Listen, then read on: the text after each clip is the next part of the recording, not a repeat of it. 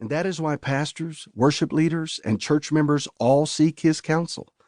That is why he has a continuous flow of people who want to hear from him, who want to tell their stories and challenges, and who want some practical solutions to the issues so many church leaders and members face in corporate worship every week. Such is the reason Mike is the worship guru. It became apparent to me that Mike was meeting a huge need. He was and is connecting with church leaders, many of whom would have never thought they would seek the counsel of a worship leader. I saw it at Lifeway, where we met and have worked together for 13 years. I saw it on my podcast when the questions and comments would pour in after an episode released. I saw it on Church Answers, our resource where church leaders can ask questions 24/7. So when Mike told me he was writing a book about many of the most important and pressing questions in corporate worship, my response was quick and blunt.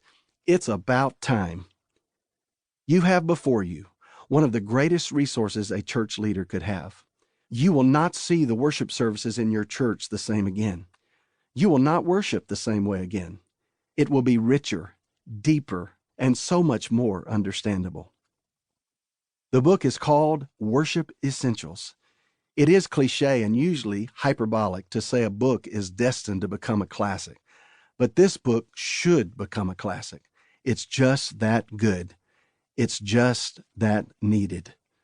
Get ready to take a journey where you will not return the same. Get ready to grasp, embrace, and celebrate Worship Essentials. Get ready to learn and hear from the worship guru. You won't regret for 1 minute you bought this book and took this journey. Tom S. Rainer, President and CEO of Lifeway Christian Resources. Introduction. It's a conversation I've had dozens of times. It usually starts something like this. Church pastor, Mike, I've heard your guest appearances on Dr. Tom Rainer's podcast. I really need to talk to someone about our worship ministry and have a few questions. Have you got some time? Me. Happy to talk, Pastor. Tell me about your church.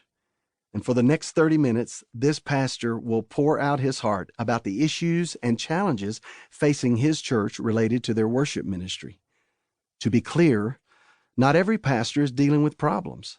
In fact, some are serving in ministries with amazing opportunities and just want to explore a new strategy related to their corporate gatherings. But in every case, a loving shepherd has called to ask questions about the worship and music experiences of the flock under his care. Many pastors feel completely comfortable discussing the role of music in their church. But sometimes pastors avoid these kinds of conversations, especially if they feel unprepared or unqualified to discuss questions related to music. Usually, I start asking the questions. As I learn more and more about their history, their vision, their leadership, and their congregation, I explore with the pastor all of the kinds of expectations a church can have for worship ministry. Some are realistic and well thought out. Some are unrealistic and impossible to measure. You might wonder why I would be someone a pastor would call. I certainly don't see myself as an expert on these issues. It may be because I have been a fellow traveler on this journey for the last 35 years. I mostly believe it's because of the growing pressure pastors are feeling with this area of ministry. Churches that are thought of as successful usually have corresponding worship ministries that are seen as effective and impacting. If a particular church is struggling, often the worship seems to be missing something. Pastors feel the urgency of addressing these questions because they understand the urgency of the times in which we live. Many pastors that follow the podcast Rainer on Leadership have heard my dialogue with Dr. Rainer and realized their challenges in worship ministry are common to many others. Those discussions help them find a framework to examine the worship ministry of their church.